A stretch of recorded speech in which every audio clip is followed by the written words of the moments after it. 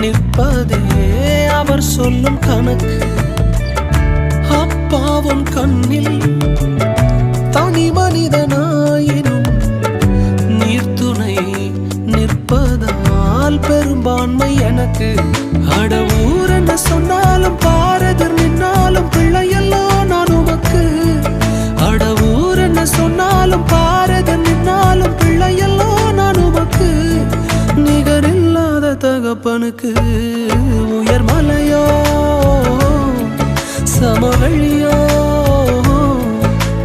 இரண்டிலும் நீரே என் தேவன். உயர் மலை